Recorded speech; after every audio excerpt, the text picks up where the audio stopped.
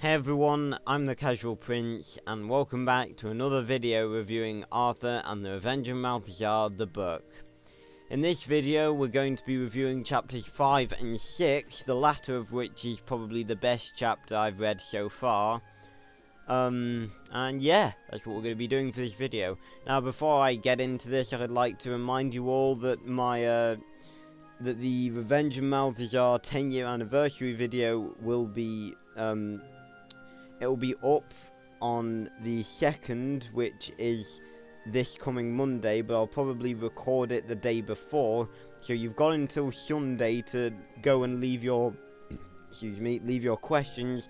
So if you haven't done that, go over to that video and leave a question. But with that out of the way, let's get into this.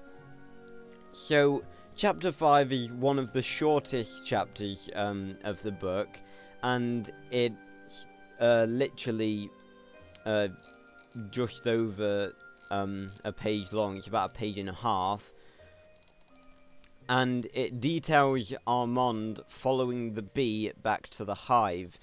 He follows it through the forest and finally finds the hive that he's been looking for.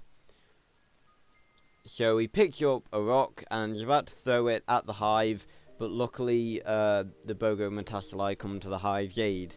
He sort of tells them to, move out the way, and they basically just try to dissuade him from doing it. Of course, it doesn't work, because Armand is a blazing idiot and doesn't take no for an answer from anyone or anything.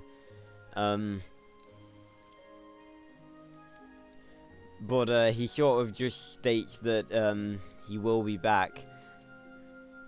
That's basically all the chapter entails, to be honest. As for my favourite line, it would probably be this one.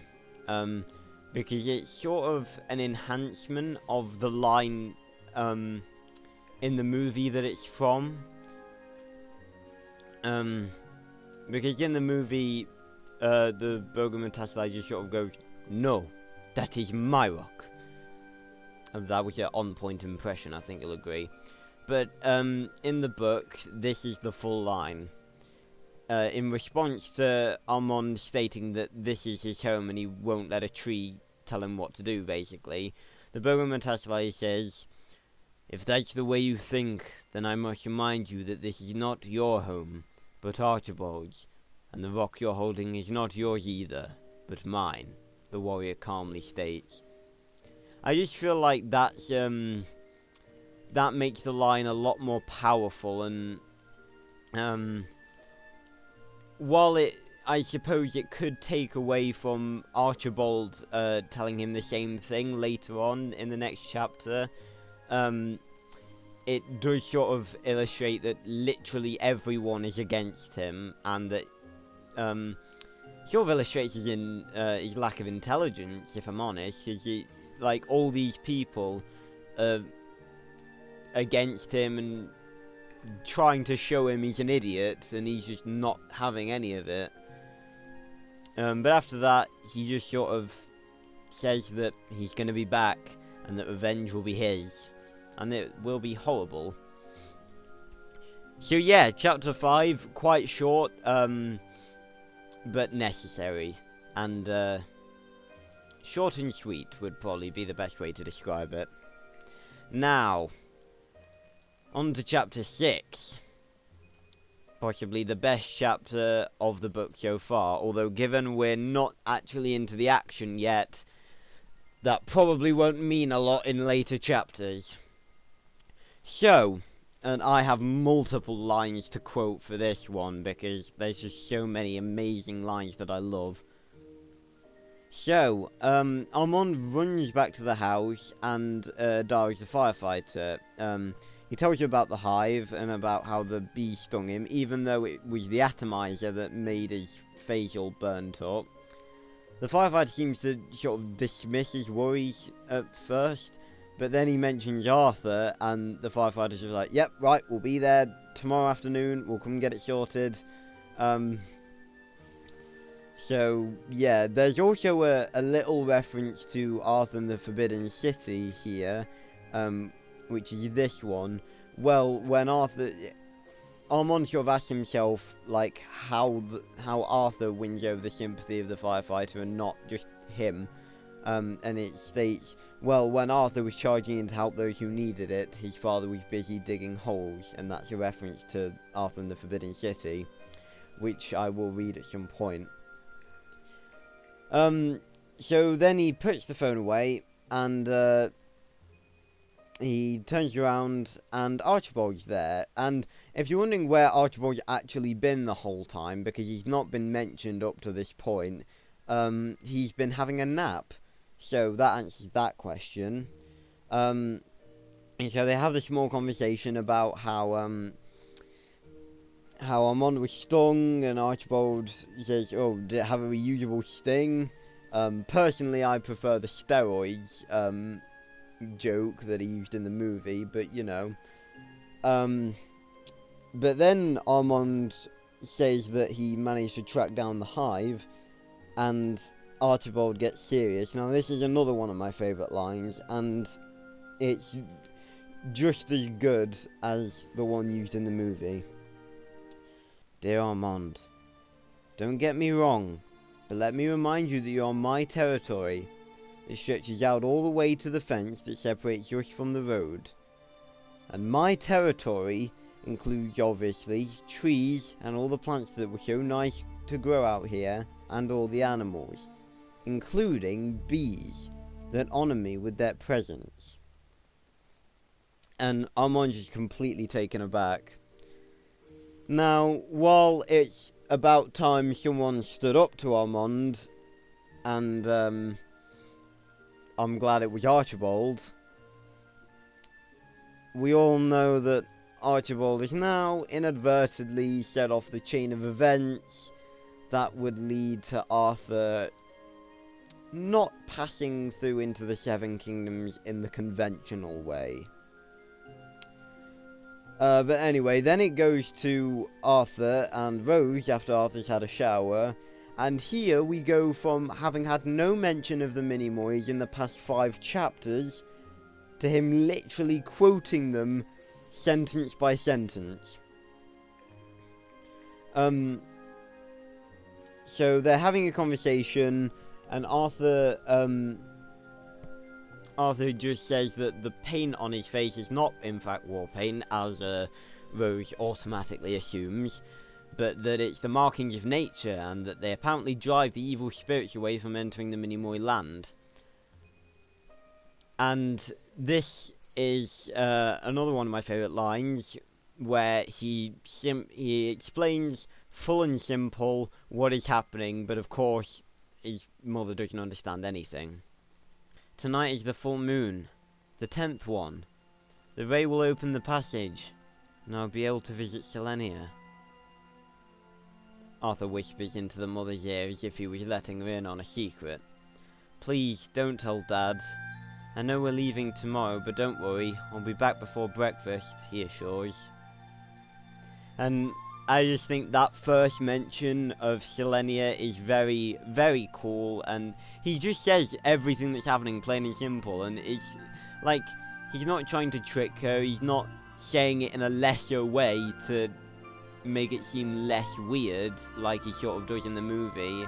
He's just saying it plain and simple, like, that's what happened. The 10th moon will open up the light beam, and he'll be able to go through to the First Kingdom and visit Selenia. That's how it is. This is a debate that I've sort of been debating over in my mind since when I first started reading the books, which Arthur I prefer, because they're very different in a lot of ways. Like, Revenge of Maltazard Arthur acts a lot older,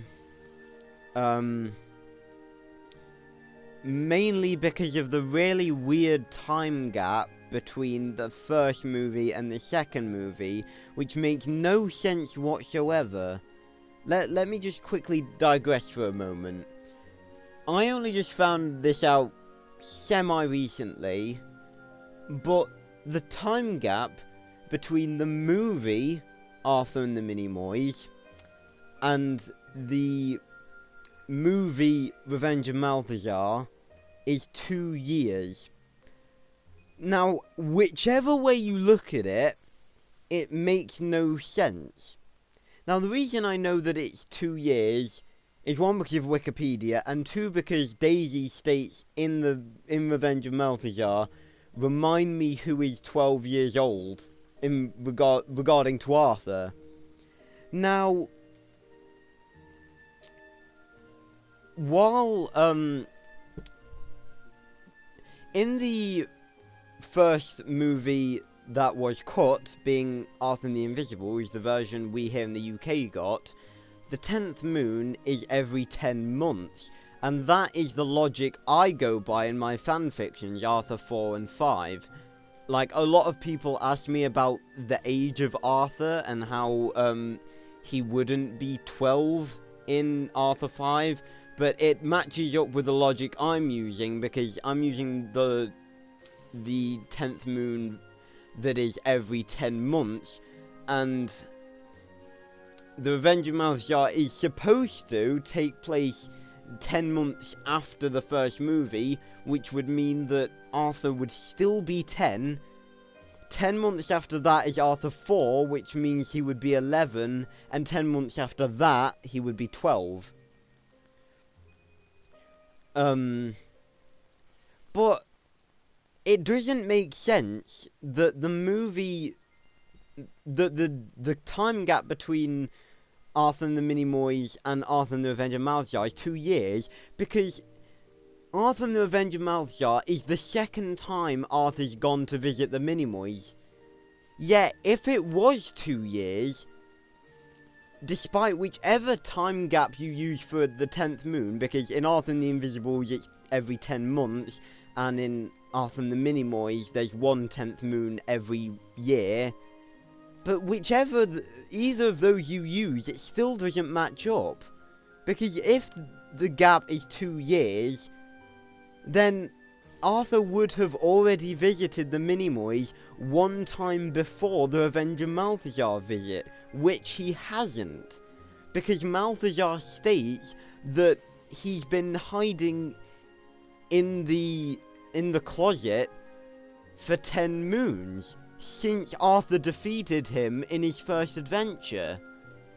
So I must say that that is a plot hole that they really didn't think of, and it's not in the book. The reason I was referring to the movies is because it's not in the books. It states later on in this chapter, let me quickly find it,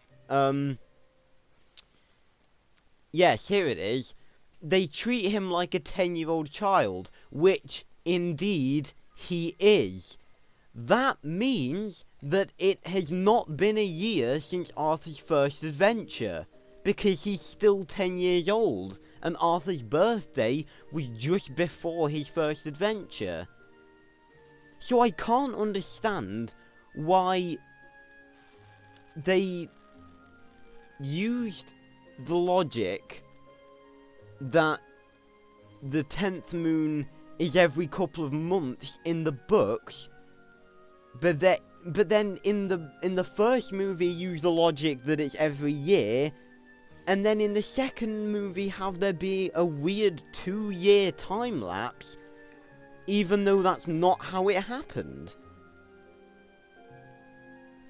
And then on top of all that, in the uncut version in the cut version, sorry, that doesn't have most of the story in, they use the logic that it's every 10 months.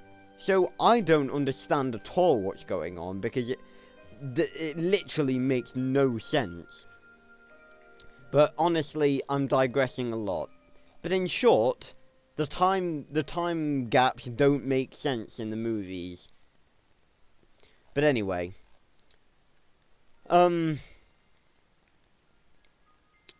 so she's sort of very confused and asks, where is he going? So he's just like, I'm going to the garden. And he doesn't, and like I was saying, this is what I like about book Arthur, because in the second movie he acts more grown up, and he sort of loses that naivety and happy and like intense happiness that he has in the first one. But in this, he doesn't. Like, he's still a happy, bouncy child. But he also retains that wisdom that he's inherited from Archibald. And for that reason, I probably prefer book Arthur to movie Arthur. Not to disrespect Freddie Highmore in any regard. The man's an amazing actor, and I have immense respect for him. But anyway, so Rosa assumes that this is just some sort of child's play. Then Arthur accidentally reveals that he was the one that stung the bee, but like stands by his decision, and just states to his mother that when he goes into the garden, he'll be careful. He then goes on to say that the Minimoys like him, that they think that one day he'll be their king. Now, I'm very interested to see what Luke Besson has wrote about this, because the fact that Arthur is in line to be the next king is not really mentioned at all after Selenia and Arthur's first kiss. It's sort of like glanced over the fact that one day Arthur will be king, because Selenia will be queen and they're married. So I'm really interested to see if later on in either this book or the War of Two Worlds book, Luke Besson is going to sort of go over that fact. I think that would be pretty cool.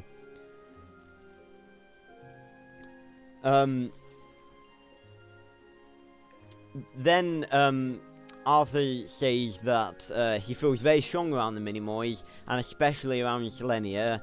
He states that she's beautiful and intelligent and pursues her goals and never lacks courage. And then Rose sort of realises that Arthur's in love with her, even though he blatantly denies it, and uses the sort of scapegoat of saying that she's 1,000 years old, even though that's in Selenial Blossoms. All in one breath. That was impressive. So then he goes on to say that he feels very big despite his small stature when he's a Minimoy, and that he's not afraid of anyone or anything, not even Maltazard. And that's all it takes, because if you follow my reading series on Arthur and the Minimoys, not that it's sort of been introduced yet, but there's a continuous trend of the name Maltazard bringing bad luck. And although that's sort of evident in the movies, it's more evident in the books. And it was sort of evident in one of the deleted scenes that I covered a couple of months back, how Arthur was talking about where the treasure is, and then he mentions Maltazard's name, and then Selenia gets thrown into the jail cell, which is actually what happens in the book, believe it or not. So he says Maltazard's name, and realises only after he said it that is the cursed word that has always brought bad luck to him, no matter where he's been. And unfortunately, it brings bad luck to him then, as his father storms into the room and basically says, "We're leaving." And that's really got the ball rolling, because obviously tonight's the 10th moon, Arthur's waited for weeks, and he's just completely distraught, because obviously he's waited all this time to see Selenia. His mother tries to stand up for him. She does sort of a better job than she does in the movie. She's quite confident, but you know, it's Armand, and once Armand's decided something, you can't really argue, can you? Now this leads on to another line that another small section that I really like as well. After Armand, it literally says she's dragged from the room by her sleeve, which is really weird. It states this: "The boy is left alone. completely broken. 2 tears are streaming down his cheeks. They're so big they could go all the way to the ground. He won't see Selenia. That's truly bad luck for him. Nothing else matters. 10 weeks of exemplary patience. 10 weeks of awaiting those few hours during which you can embrace her again, enjoy her smile and the scent of the royal flower, and also gather new strength you'll need to last the upcoming school year. None of it will be possible. Not the scent, not the smile, and not the strength. Absolute nothingness. And the reason I like this line, obviously because it illustrates more in depth than the movie did exactly what this visit means to Arthur. Like, if I was in his position, I would think the exact same thing. That to go and visit her would be a fantastic opportunity to sort of replenish his courage, be reminded that people love him and believe in him, in order to go back to school in the next couple of weeks. And I just think that's a really nice line. So then it goes down to dinner, where everyone's sitting in really tense silence. Rose notices some of the ants carrying one of the truck tankers that Arthur made along the top of the fireplace, and Armand asks Archibald if it's possible for ants to build bridges and everything. And although ants are infinitely more intelligent than Armand, Archibald realizes that if he told Armand the truth, it would not be best, because he would either rage or use the knowledge improperly or whatever. But he ultimately decides to go, yeah, no, they can't do that. Now, Arthur is not mentioned at all in this section. He probably is there eating dinner, but obviously he's so distraught that he's probably not even lifting his eyes to look at anyone else. He might not even be eating his food, or he might even have refused to come down to dinner entirely. I know I probably would. So the next scene goes up to, it goes back to him in Archibald's study, and he opens the book of the Minimoys. I don't really need to tell you guys which book I mean, and he's looking at Selenia's portrait, and this leads on to quite a few other lines that I enjoy, but this section is one I'm going to quote. The feeling of injustice overwhelms him. He ripped his grandfather from the claws of the evil M, he saved the house from Davido, and this is his reward. They treat him like a 10-year-old child, which indeed he is, but in this case he'd rather be 1,000 like Selenia. Nothing and no one will stop him from meeting his beloved. And the reason I like this is not just because it illustrates how much Selenia means to him, and how much the visit means to him, but it illustrates how intent he is on making it happen. Like, we don't see any of that at all in the second movie. I think, like, this scene would probably take place in the beforehand, before he's in the study talking to Alfred, which will probably happen in the next chapter. And we just, in the movie, it just seems like he's just completely given up. He's accepted the fact, he's not going to see Selenia, and that's it. That's the end of it. And that's not really who Arthur is. He doesn't give up. Who is the one that literally went to extreme lengths and kind of accidentally poisoning his grandmother with sleeping drugs to get her to fall asleep while he bloody tore the house apart looking for all the stuff to get into the Minimoy world? I just think that this is a better representation of him. He's not going to give up. So he literally runs over to the case with the telescope in, opens it up, grabs the telescope, and he's literally about to climb out the window when Archibald comes in. And he says that he understands that Arthur feels that injustice is at play here, but is less understanding than he usually is, and is just like, you're big now, you can't always do everything you want to, which frankly I think is a ridiculous statement considering he's only 10 years old. And Arthur's just like, yeah, that my dad doesn't understand anything, and Archibald's saying that he operates with his own logic. Now, I stated this before when I first read the chapter. I don't like how Archibald is in the latter bit of this chapter. I feel like he's not as supportive to Arthur as he should be.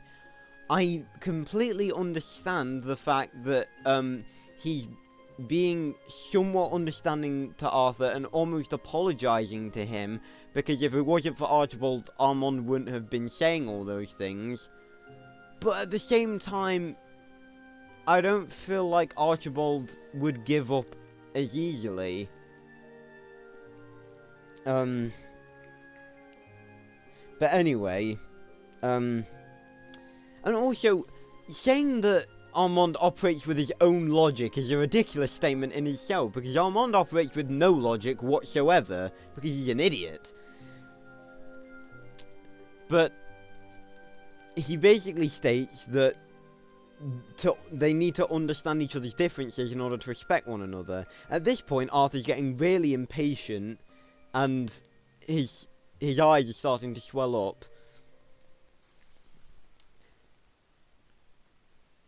And these are the last two sections I'm going to quote for this chapter. Arthur states, "Grandpa, I miss Selenia so much. I think I'll die if I don't get to see her."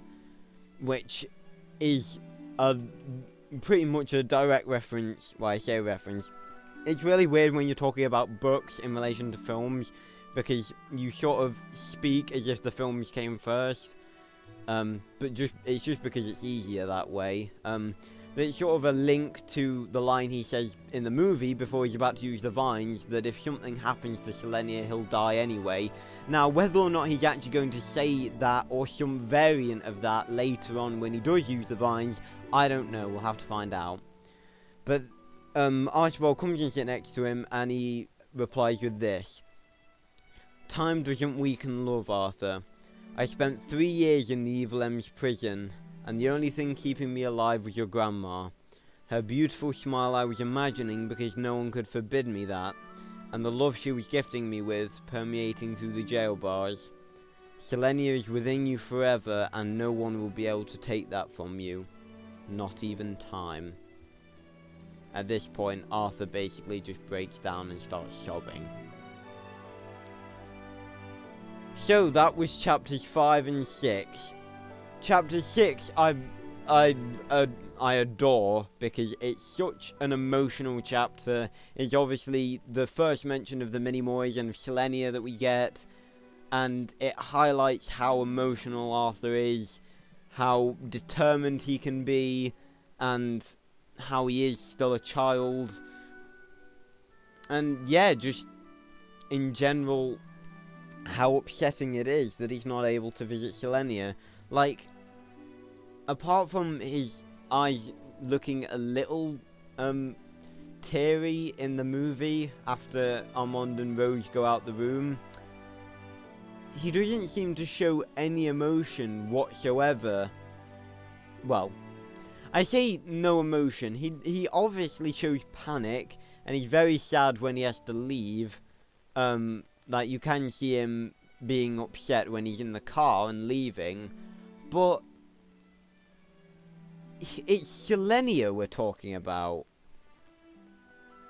Like, I just feel like in the movie, considering this, it was in the books, I just feel like he should have been a lot more emotional in the films. But that's just me. So anyway, guys, that is my review of chapters 5 and 6 of Arthur and the Revenge of Maltazard. I did digress a little bit in this one, but it just reminded me, and I'll probably make a video about the whole plot hole time gap thing at some point in the future. Honestly, it's hilarious. I have so many videos planned to do, and I just never find time to do them. But anyway, thanks a lot for watching, everyone, and remember, if you haven't left a question already, you have until Sunday, so go over to that video and leave a question if you have one. So thanks a lot for watching, everyone, and I'll see you in another video very, very soon. Goodbye, everyone.